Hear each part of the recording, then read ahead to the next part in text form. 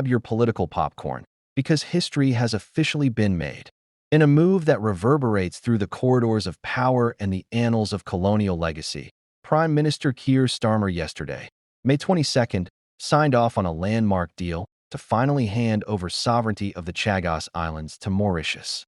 Yet, even as the ink dries on this monumental agreement, questions linger, emotions run high, and the geopolitical chessboard remains as complex as ever. For decades, the Chagos archipelago has been a painful symbol of a colonial past that simply refused to fade. Stripped from Mauritian control in 1965 and brutally depopulated of its native Chagossian inhabitants to make way for a vital U.S. military base on Diego Garcia, the islands have been at the heart of an international dispute fraught with human rights accusations and diplomatic tension. Now, under the bold leadership of Prime Minister Starmer, Britain has taken a decisive step towards righting a historical wrong. The core of this high-stakes agreement is a delicate balance.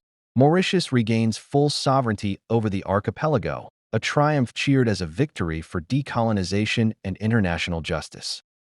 But here's the strategic twist. The critically important U.S. military base on Diego Garcia will remain operational, secured under a fresh 99-year lease.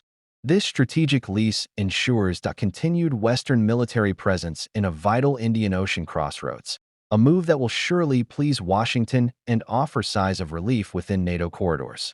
For Prime Minister Starmer, this is a calculated political maneuver.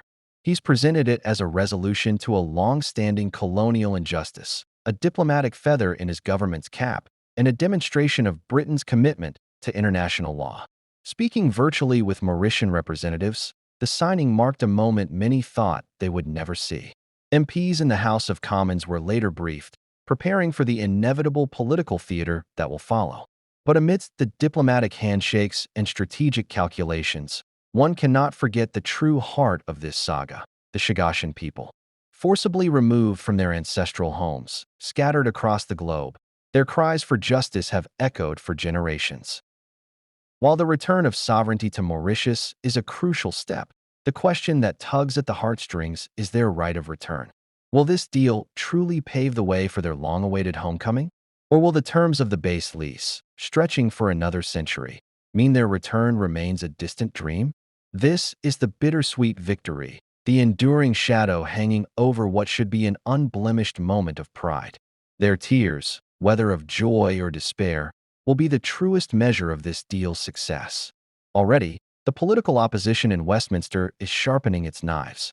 Critics are scrutinizing the terms of the lease, the financial implications, and whether the deal truly delivers for the Chagossian people.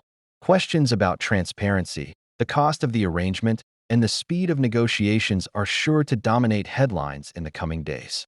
The government faces the challenge of selling this complex package, a strategic win that simultaneously addresses a historical injustice to a skeptical public and a hungry press. This Chagos Islands deal is more than just a piece of paper. It's a living testament to the intricate dance between history, power, and the pursuit of justice. It's a moment that triggers a kaleidoscope of emotions: pride for some, skepticism for others, and a profound hope for the displaced. The world watches, keen to see if this historic move truly closes the book on a shameful chapter or merely turns to a new, equally complicated page.